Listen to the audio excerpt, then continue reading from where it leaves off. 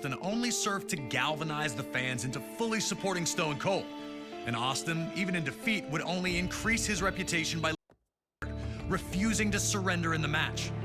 Steve Austin fighting the sharpshooter with everything he has remains an enduring WrestleMania moment in a career filled with them. 4 years later, Austin found himself in a very different position in WWE. Taken out in a heinous attack at the 1999 Survivor Series, Austin would be out for nearly a year before returning at No Mercy in 2000. Austin would first look to exact revenge on those who took him out, Rikishi and Triple H, before setting his sights on regaining the WWE Championship. Stone Cold would then head to the 2001 Royal Rumble, entering at number 27. Before he could enter the ring, he'd again be attacked by Triple H, looking to avenge Austin's interference earlier in the night. Austin was in bad shape, but somehow managed to emerge victorious, securing his opportunity to compete for the WWE Championship at WrestleMania 17. Defending against Austin would be The Rock, Austin's main rival for years. The two legends personify the Attitude Era and had previously met for the WWE Championship in the main event of WrestleMania 15. That night, Stone Cold managed to defeat the corporate champ to regain the championship. On that same night that Rock captured the WWE Championship at No Way Out 2001, Austin would face Triple H in a 3 stages of hell match. Each fall would be held under different rules: a standard match, a street fight, and then a steel cage if necessary. While Austin took the early lead in winning the first fall, he'd lose the next 2 in a heartbreaker to Triple H. The loss shook Austin, who felt the wave of momentum he was riding should have been unstoppable. Heading into WrestleMania, Austin would speak openly about how he didn't just want the win, but that he needed it. I need to beat you, Rock. I need it more than anything that you can ever imagine. When you headline an event, you've got to be on top of your game, be in the best of your game to put on a show and to warrant that main event status. Austin was going to do everything he could to guarantee the nearly 68,000 attending in his home state of Texas would not be disappointed. The People's Champ had other ideas. He had worked hard while Austin was out to establish himself as the man in WWE, and the opportunity to prove his status with this WrestleMania rematch had the Brahma Bull almost bursting at the seams. If anything was for sure, it was that The Rock would do one thing, and one thing only. Just bring it! He'd been through the battles, he'd come into his own, nothing was handed to him, he earned it all, and he turned himself into the most electrifying man in sports entertainment. At no point in time in wrestling history were 2 stars, 2 wrestlers, as hot as both I was and The Rock was. It's hard to explain why we're such good opponents. We just were. So now it's time for you to head into one of the biggest WrestleManias of all time, WrestleMania 17 in 2001, a night that serves as the pinnacle of the Attitude Era's excellence, with its 2 biggest names doing battle once again. Are you ready to open up a can on The Rock? Or will you find out that going one-on-one with the Great One isn't the electrifying opportunity it appears to be?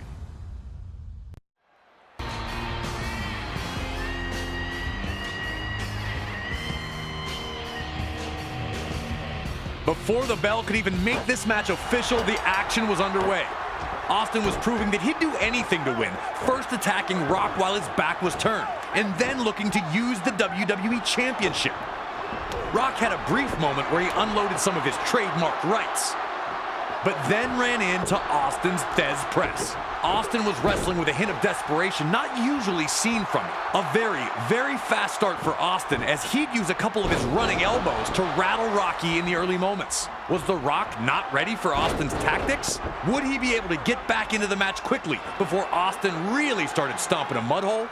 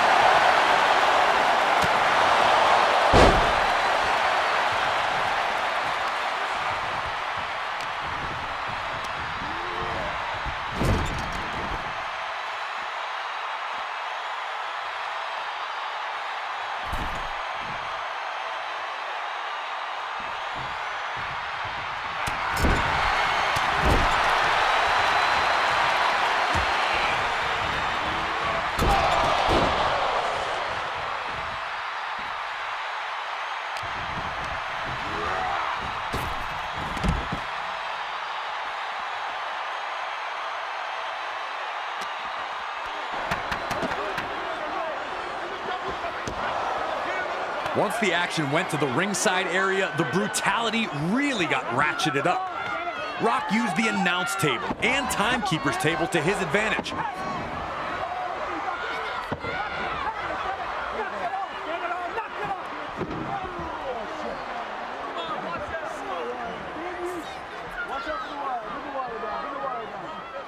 But took his eye off Austin for one brief moment, which allowed Austin the chance to clock him with the belt.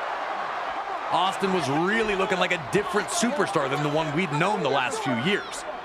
There was a sinister look in his eye as he yelled at officials.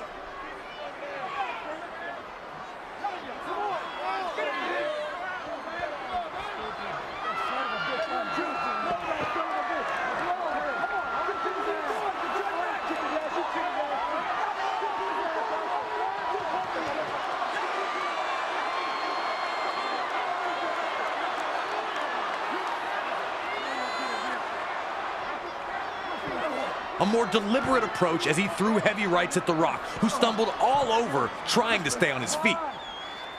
Austin's face wore an angry sneer while he planned his next move, knowing he had plenty of time with Rocky hurt.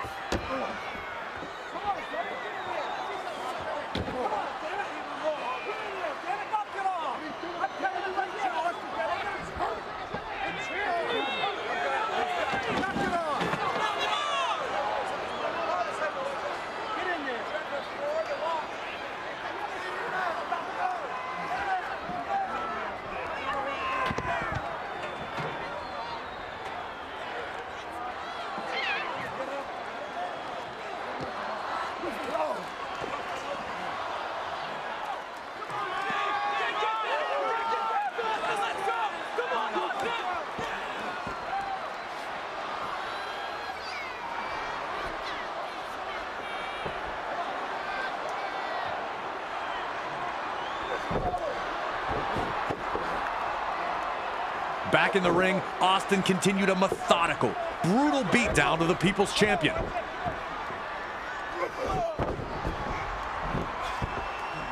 Right after right after right, despite the objections of the referee, found their mark.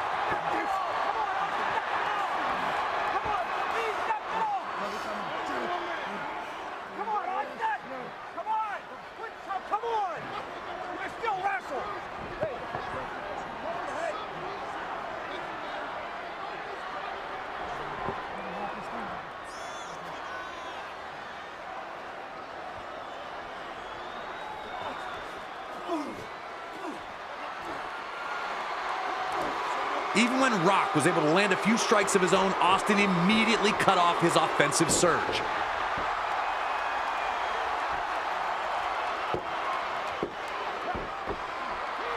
Stone Cold hadn't been WWE champion for nearly 18 months, and it was clear that this had done something to his psyche. The Rock wasn't the reason that Austin was out, but he had clearly benefited the most from Austin's absence.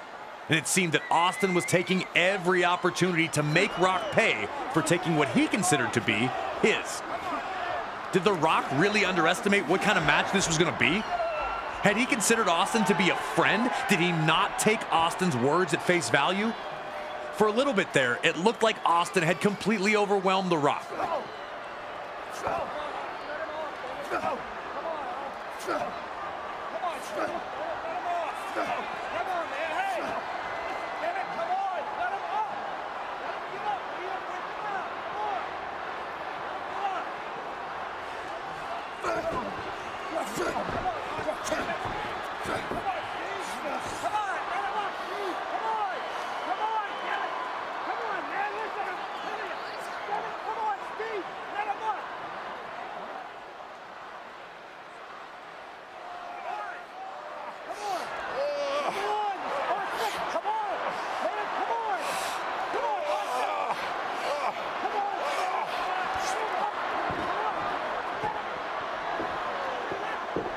But The Rock never lost faith in himself.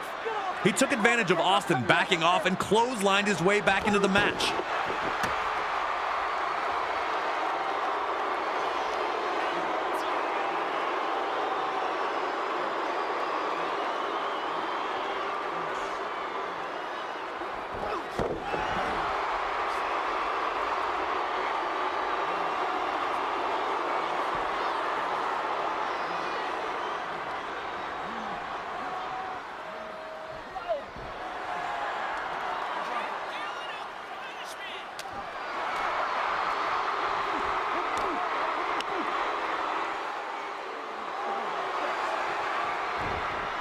Once he had Austin down, Rock was able to reevaluate the situation. And once he had, he went to ringside to grab the timekeeper's bell. Instant karma, it seemed, was going to get Austin.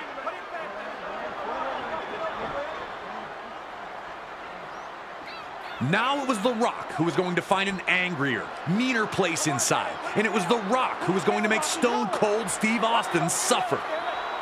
With no rules to hold them back, the Brahma Bull and the Rattlesnake were going to throw absolutely everything at each other, with the dream of leaving WrestleMania 17 as WWE Champion.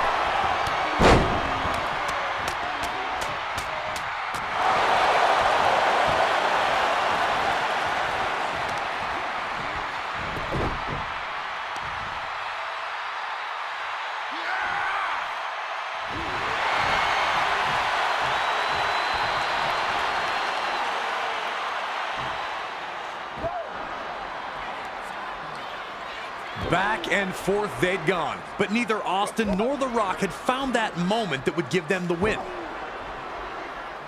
As Austin attempted an Irish whip, though, The Rock would surprise him with a Stone Cold Stunner of his own. The millions and millions of Rock's fans exploded. Would this be it?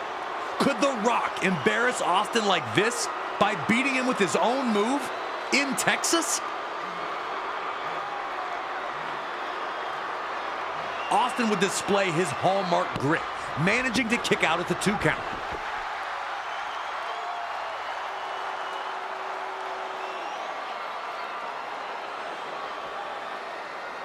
And while the two men laid on the mat, trying to find the spark to get back to their feet, Mr. McMahon would make his entrance.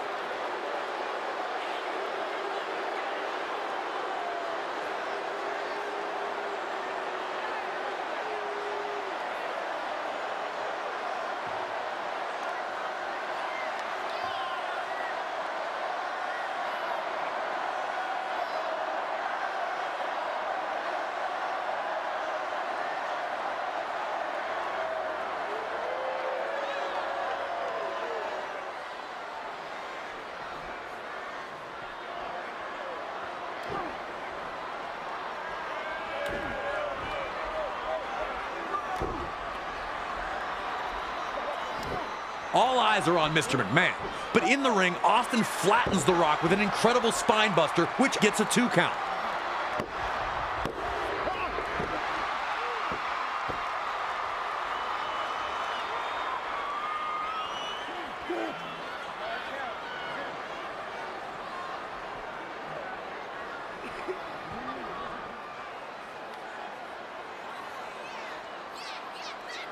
Caught up in his frustration, Austin blindly rushes at Rock, who now flattens Austin with his spine buster.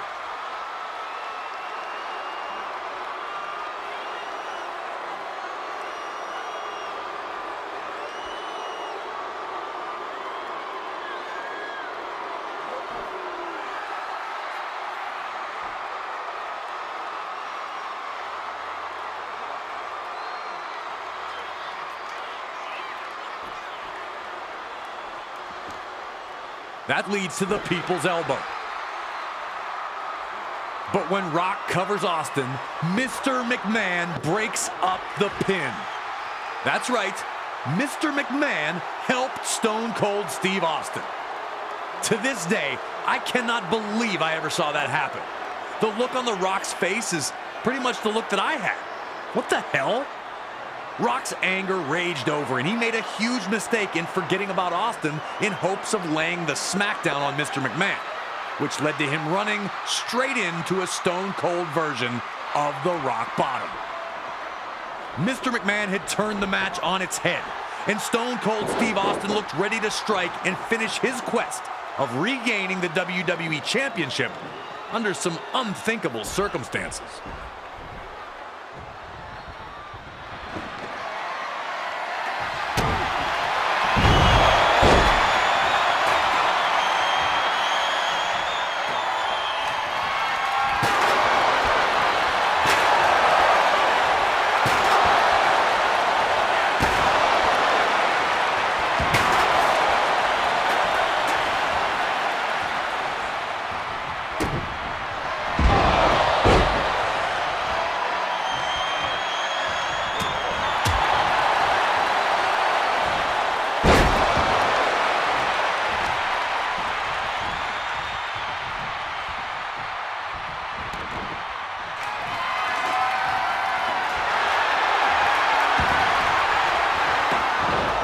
It was inevitable.